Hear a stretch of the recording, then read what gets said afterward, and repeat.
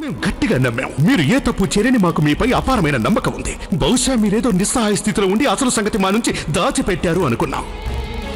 మేము అనుక్షణం అనుకున్నాం, ఇదిగో ఇప్పుడు మీరు మాకు నిజం చెప్తారనుకున్నాం. కానీ మీరు మాకు అబద్ధాలు చెప్పి ఆ వ్యక్తిని దొంగచాటుగా కలుస్తూ వచ్చారు. మన పెళ్లికి ముందే వాడు మీకు తెలుసా? మా మీద గౌరవంతో కాకపోయినా మీరు మీ కృష్ణుడి మీద గౌరవంతో చెప్పండి, వాడు మీకు తెలుసా లేదా? అవును. రేపు తెల్లవారేసరికి ఆ రాజపుత్రుడికి ఎలాంటి శిక్ష విధించాలి అంటే ఇంకెవరు ఎన్నడూ ఇలాంటి నేరానికి పాల్పడకూడదు.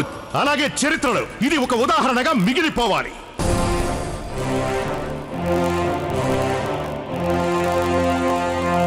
ఒక మగాడు నపుంసకుడి వేషంలో మా భవనంలోనికి ప్రవేశించాడు. కానీ మీకు మాత్రం ఆ సంగతి ఏమీ తెలియదు. పెద్ద మగాడు అంతటి కట్టుదిట్టమైన ఏర్పాట్లు ఉండగా ఆ వ్యక్తి భవనంలోనికి ఎలా ప్రవేశించాడో చెప్పగలరా? షెహన్షా వచ్చిన నపుంసకులందరూ ఇమ్రాన్ ఖాన్ ద్వారా వచ్చిన వాళ్లే. అందరినీ పరీక్షించటం జరిగింది. నా మాట నమ్మండి, అందరినీ పరీక్షించే పంపించాం. అయినా కూడా ఇలా జరిగిందంటే మేం మీకు మాటిస్తున్నాం, దీని మీద గట్టి దర్యాప్తు జరిపిస్తాం. దీనికి కారకులు ఎవరైనా సరే వారికి అతిపెద్ద శిక్ష విధిస్తాం. పెద్దమ్మ, మాకు మీ మీద ఎలాంటి సందేహం లేదు, అది మీకు తెలుసుగా. మేము మీ నిర్ణయాన్ని చాలా గౌరవిస్తాం. ఎందుకంటే మీరు మీ బాధ్యతల్లో ఏనాడు తప్పు చేయలేదు. కానీ ఈసారి మీ వల్ల కూడా తప్పు జరిగింది పెద్దమ్మ. తప్పైపోయింది. అందరి ముందు నేను నేరం ఒప్పుకుంటున్నాను షెహన్షా. నా వల్ల తప్పు జరిగిందని, అయినా నేను నేరస్తురాలని మీరు అనుకున్నట్లయితే మీరు ఏ శిక్ష విధించినా అందుకు సిద్ధంగా ఉన్నాను. మేము ఇదివరకే చెప్పాంగా పెద్దమ్మ, మాకు మీ మీద కానీ మీ నిజాయితీ మీద కానీ ఎలాంటి అనుమానం లేదు. కానీ ఇది సిగ్గుపడాల్సిన విషయం. అది మీరుండగా జరగటం. ఇక షరీఫుద్దీన్, నువ్వు ఓ మగాడు నీ గదిలో ఉండేవాడు. అయినా నీకు కొంచెం కూడా అనుమానం రాలేదా? దీనికి సిగ్గుపడాలి నువ్వు. ఏదో ఖుదాదై వల్ల వాడి వల్ల బక్షీబారుకి ఎలాంటి హాని జరగలేదు. రేపు తెల్లవారేసరికి ఆ రాజపుత్రుడికి ఎలాంటి శిక్ష విధించాలి అంటే ఇంకెవరు ఎన్నడూ ఇలాంటి నేరానికి పాల్పడకూడదు. అలాగే చరిత్రలో ఇది ఒక ఉదాహరణగా మిగిలిపోవాలి. జలాల్కి కోపం వస్తే స్పష్టంగా అర్థమవుతోంది. తనకి జోధా బేగం మీద చాలా కోపంగా ఉందని తెలుస్తోంది. తన హృదయం ముక్కలైపోయింది. హృదయం ముక్కలైపోయినప్పుడు ముక్కలు గాజు పెంకుల కంటే సూదిగా ఉంటాయి. ఆ ముక్కలికపై జోధాని తునాతునకలు చేస్తాయి. ఇప్పుడు మేము మీ నుంచి కోరుకునేది ఒక్కటే, మా ప్రశ్నలకి జవాబు.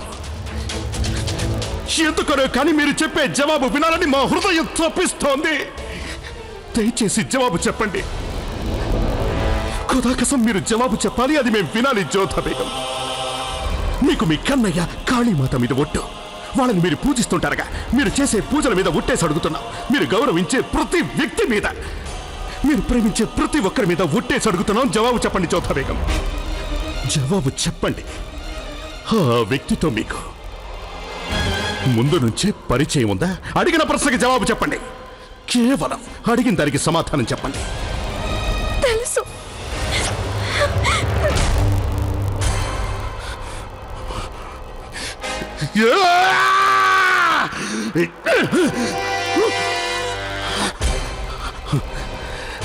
అంటే మన పెళ్లికి ముందే వాడు మీకు తెలుసా? మా మీద గౌరవంతో కాకపోయినా మీరు మీ కృష్ణుడి మీద గౌరవంతో చెప్పండి, వాడు మీకు తెలుసా లేదా? అవును.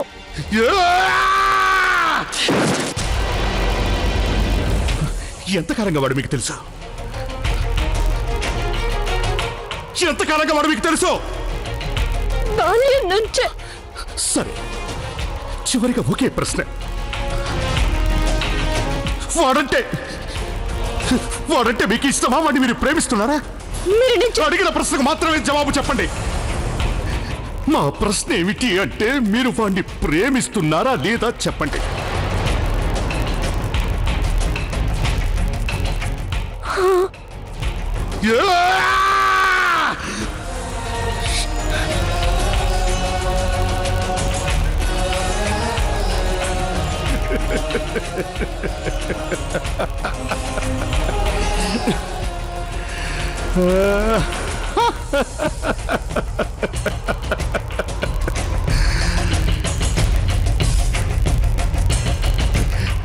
మీరు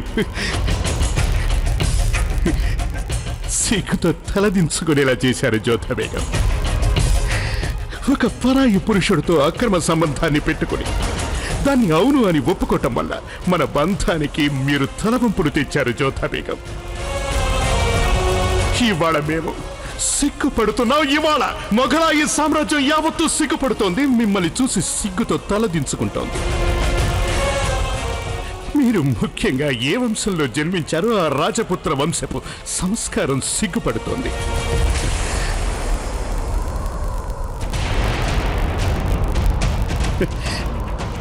మీలో చాలా నైపుణ్యాలున్నాయి జోధా బేగం. మీ ప్రేమ వల్లే మాలో ప్రేమ పుట్టింది జోధా బేగం. కానీ ఆ బంధాన్ని మీరు అపవిత్రం చేశారు. మీరు చేసిన ఈ నీచమైన పని వల్ల మిమ్మల్ని ఈ బంధం నుంచి విముక్తులు చేస్తున్నాం. దయచేసి మీరు రేపు ఉదయం సూర్యోదయం కావటానికి ముందే మీరు ఇక్కడి నుంచి వెళ్ళిపోండి. ఇక్కడి నుంచి వెళ్ళిపోండి మీరు.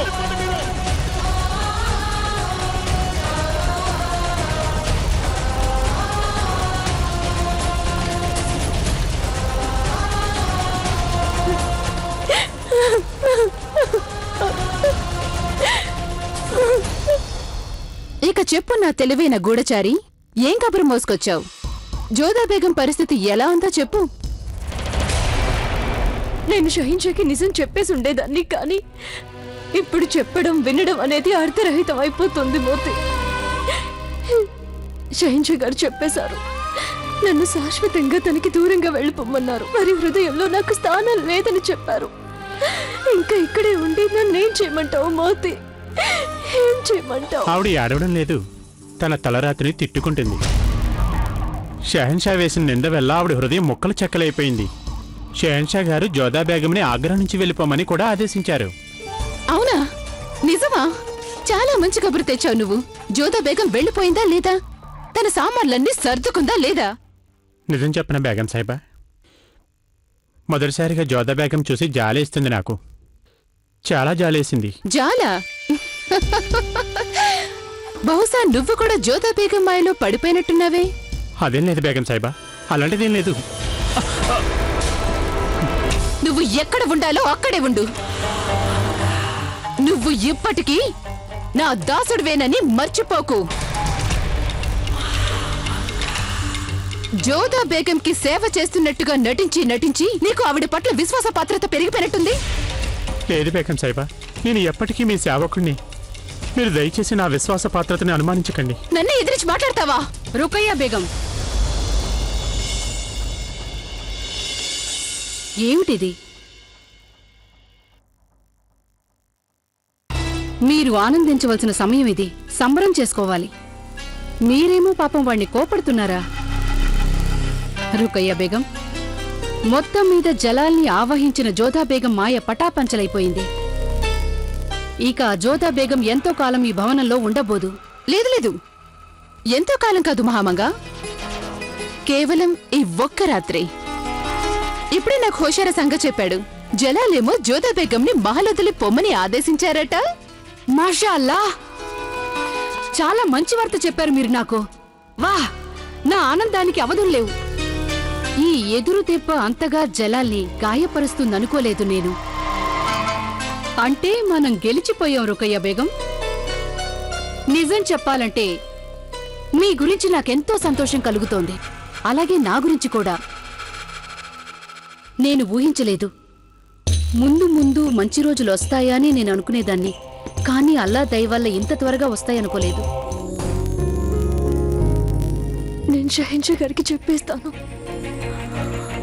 ఆ వ్యక్తి మా అన్నయ్యనని, పరాయి వాడు కాదని.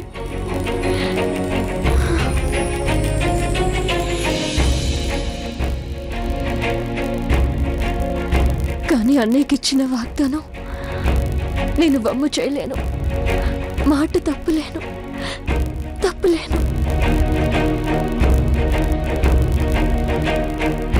జోధా, లే జోధా.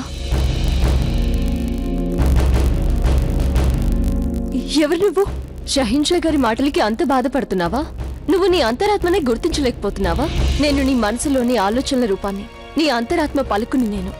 అందుకే నిన్ను భ్రమలో నుంచి మేల్కొల్పడానికి ప్రయత్నిస్తున్నాను. మేలుకో జోదా. సర్వం నాశనం కావడానికి ముందే షహిన్షా గారికి నిజమంతా చెప్పేసే జోదా. లేదు, వారికి నేనేం చెప్పినా వినరు. నేనేదో కొత్త సాకు చెప్తున్నాను అనుకుంటారు. నేను వారి నమ్మకాన్ని కోల్పోయాను. పైగా ఈ విషయం వారిని ఎంతగానో గాయపరిచింది. భలే జోదా, భలే. షహిన్షా గారు గాయపడ్డం నీకు బాధగా ఉందా? మరి నీ గాయం గురించి? షహిన్షా గారు నీ శీలాన్ని శంకించడం నీకు బాధగా లేదా జోదా? నీ హృదయం ముక్కలు చేశారు, అయినా నువ్వు వారి గాయపడ్డారని బాధపడుతున్నావా? కాదు, ముందుగా గాయపరిచిన దాన్ని నేనే. నేను వారి నుంచి నిజం దాచిపెట్టాను. వారి ప్రశ్నలకు సరిగా జవాబులు చెప్పలేదు. నా మనసులో మాట మరి ఆయన కళ్ళారా చూసిన దానికి వారు నా మీద అలా కోపగించుకోవడం చాలా సహజం. నా మౌనం వల్లే వారి మనసు గాయపడింది. ఒక స్త్రీకి అన్నిటికంటే ముఖ్యమైనది ఆమె శీలం మాత్రమే. ఒక రాజపుత్రురాలికి తన ఆత్మాభిమానం ముఖ్యం. నువ్వు ఒక ఆడదానివేనా జోదా? నువ్వు ఒక రాజపుత్రికివేనా? షహిన్షా నీ శీలాన్ని, ఆత్మాభిమానాన్ని గాయపరిచారు. అయినా ఆయన చేసింది నీకు తప్పుగా అనిపించడం లేదా? దీన్ని బట్టి చూస్తే జోదా, నువ్వు అతనితో ప్రేమలో గాని పడ్డావా? అదేగా నిజం. నువ్వు షహిన్షాని ప్రేమిస్తున్నావు కదూ జోదా? నా ప్రశ్నకి జవాబు చెప్పు జోదా. ఇంతకు ముందు కూడా షహిన్షా ఎన్నోసార్లు నీ ముందుకి తన ప్రేమని వ్యక్తం చేయడానికి వచ్చారు. నీ మాటలకి ఎంతో విలువిచ్చారు. నిన్ను క్షమించారు ఆయన. కానీ నువ్వు మాత్రం ఇంతవరకు వారి ప్రేమకి ప్రతిస్పందించలేదు. మరి ఆయన నీ మాట వినాలని ఎలా అనుకుంటున్నావు? నిన్ను పవిత్రురాలు అనుకోమంటున్నావా? వారు నిన్ను నమ్మాలని నువ్వు ఎందుకు అనుకుంటున్నావు? నేను చెప్పనా? ఎందుకంటే నీకు షహిన్షా గారి మీద కోపం లేదు కనుక. అలాగే వారిని చూస్తే నీకు భయం లేదు. నువ్వు ఎందుకు గాయపడ్డావంటే వారు నిన్ను నమ్మనందుకే నువ్వు గాయపడ్డావు జోదా. నీ శీలాన్ని శంకించినందుకు నువ్వు గాయపడ్డావు. కానీ నీకు వారి మీద ప్రేమ ఉంది. నిజం తెలిస్తే షహిన్షా మనసు గాయపడుతుందేమోనని నువ్వు వారికి నిజం చెప్పలేకపోయావు. కేవలం అందుకే నువ్వు వారికి నిజం చెప్పలేదు. లేదు, అది నిజం కాదు. నేను వారికి వివరించిన అవసరం లేదు. నాకు షహిన్షా గారి మీద ప్రేమ లేదు. నాకు కావాల్సిందల్లా అన్నయ్యని కాపాడడం ఒక్కటే. అన్నయ్య క్షేమంగా ఉన్నట్టు తెలిసాక తను సురక్షితమని నాకు తెలిసిన తర్వాత నేను ఇక్కడి నుంచి వెళ్ళిపోతాను.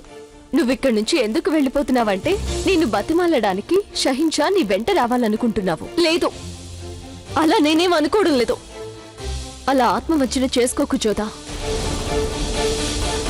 నువ్వు షహిన్షాని ప్రేమిస్తున్నావు, అది అక్షరాల నిజం. ఎవరి తలని నువ్వు ఒకప్పుడు కాళీమాత పాదాల వద్ద సమర్పిస్తానని ప్రమాణం చేశావో వారినే ఇప్పుడు నువ్వు ప్రేమిస్తున్నావు జోదా. నీ నగలని దోచుకున్నవాడు ఎవరైనా సరే కాళీమాత, వాడి తలని తెచ్చి నీ పాదాల దగ్గర సమర్పిస్తాను. ఆ ప్రేమ కారణంగానే నీ మీద షహిన్షా అంత నింద వేసినా వారి మీద నీకు కోపం రావడం లేదు. వారి చేతికి గాయమైనప్పుడు నువ్వు చాలా బాధపడ్డావు.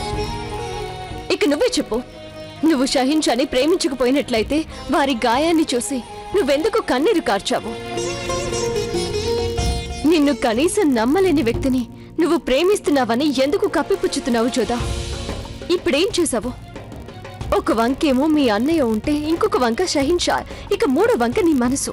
ఇప్పుడు నీకు కేవలం రెండు మార్గాలున్నాయి. మొదటిది మీ అన్నయ్యని కాపాడుకోవడం. నీ మనసు నీకు చెప్పే మాటని పట్టించుకోకుండా షహిన్షాకి నిజం చెప్పేయడమే. ఇక రెండవది, నువ్వు నీ మనసుని చంపుకొని ఇక్కడి నుంచి వెళ్ళిపోవాలి.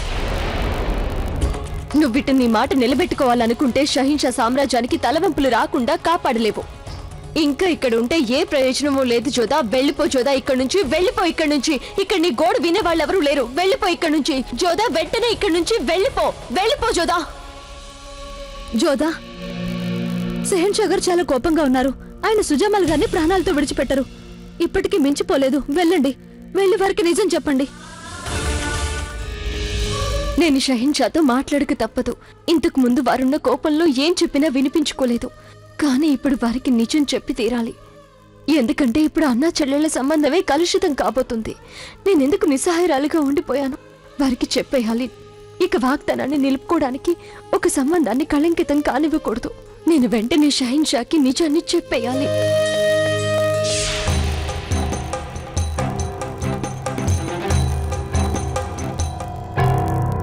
జోధా బేగం, ఈ వేళప్పుడు ఎక్కడికి బయలుదేరారు మీరు?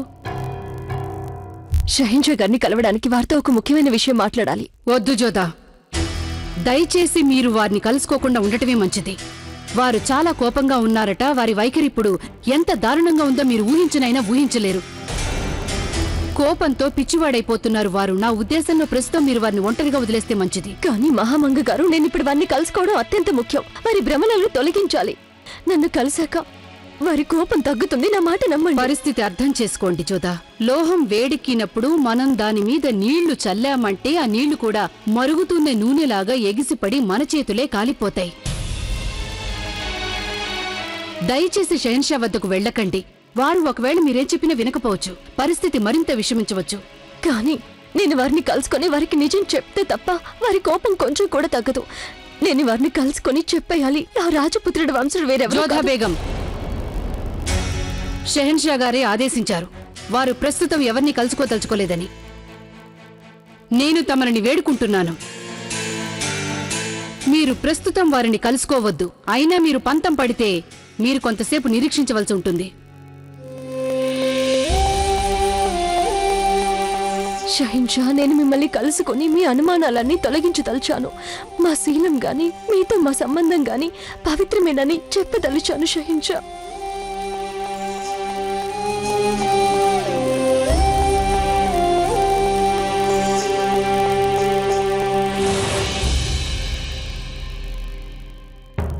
మీరు షహన్షాకి నిజం చెప్పటానికి ఎంతగా తప్పిస్తున్నారో నాకు తెలుసు జోధా బేగం. కానీ ఏమీ అనుకోవద్దు. ఈ అపోహ తొలగిపోయినట్లయితే నా లక్ష్యం మళ్ళీ మొదటికొస్తుంది. నేనలా ఎన్నటికీ జరగనివ్వను.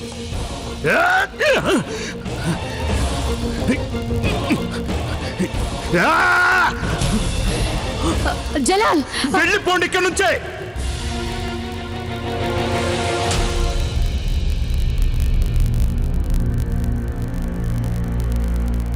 పెద్దమ్మ, ఈ వేళప్పుడు మీరు ఇక్కడికి వస్తారని మాకు బాగా తెలుసు. కానీ మేము ఎవరిని కలవదలుచుకోలేదు, ఎవరితోనూ మాట్లాడదలుచుకోలేదు. వెళ్ళిపోండి. జలాల్, అది జోధా బేగం మిమ్మల్ని కలవాలనుకుంటున్నారు. అయితే ఆవిడికి చెప్పండి. ఆవిడ్ని కలిసే ఉద్దేశం మాకు లేదని చెప్పండి. ఆ సంగతే నేను ఆవిడికి నచ్చ చెప్పాలని ప్రయత్నించాను. కానీ ఆవిడేమో మీకు కలిగిన అపార్థాన్ని తొలగించేస్తానంటుంది. మిమ్మల్ని క్షమాపణ కోరాలనుకుంటుంది. పెద్దమ్మ, మనిషి తప్పుడు మనిషి అయినప్పుడు ఆ తప్పుడు ఎన్నటికీ మాసిపోవు పెద్దమ్మగారు. ఇక ఆవిడ చేసిన తప్పు ఎలాంటిదంటే అది క్షమించడానికి వీలు లేనిది.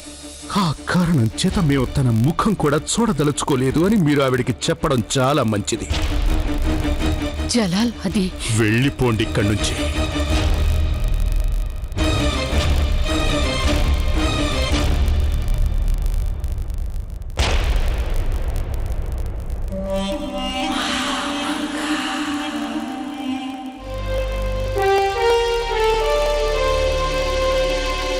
ఒక మాట చెప్పిన మహామంగా, నేను ఆనందం ఉప్పొంగి నిన్న రాత్రి నిద్రపోలేకపోయాను. ఇంకా ఎంత ఆనందం కలుగుతుందో అని నాకు ఒకటే ఆలోచన. నేను కూడా ఒక మాట చెప్పనా? నేను చాలా రోజుల తర్వాత ఆనందంతో నిద్రపోయాను. మరేం ఆందోళన పడకండి అత్తయ్య గారు. షహన్షాని మనసారా నమ్మండి. వారు చాలా తెలివిగల మనిషి అని నా నమ్మకం. వారు ఏదో ఒక మార్గం త్వరలోనే కనుక్కుంటారు. లేదు సలీమా బేగం, నా ఉద్దేశంలో జోధా విషయంలో ఇకపై ఎలాంటి పరిష్కారం ఉండదు. వాళ్ళిద్దరి మధ్య ఏదో అపోహ వచ్చిందని నేను అర్థం చేసుకోగలను. బహుశా జోధా బేగం జలాల్ నుంచి ఏదో నిజం దాచి ఉంటుంది. కానీ జోధా తప్పుడు పని చేసిందని మాత్రం నేను ఎప్పటికీ అంగీకరించలేను. నాకు తన మీద పూర్తి నమ్మకం ఉంది. జోధా జలాల్ మనస్సు గాయపరచడం అనేది జరగని పని. అది నేను కూడా ఒప్పుకుంటాను అత్తయ్య గారు. ఏదో తప్పనిసరి పరిస్థితి ఉండి ఉంటుంది. అందుకే జోధా అలా చేసి ఉంటుంది. ఓర్పు వహించండి అత్తయ్య గారు. నిజం త్వరలోనే బయటపడుతుంది. ఆమేన్. ఇంతకీ జోధా బేగం ఎక్కడా? హెచ్చరిక! హిందూ దేశపు షహీన్షా, ఆశా కిరణమైన జలాలుద్దీన్ మొహమ్మద్ ఏం చేస్తున్నారహో?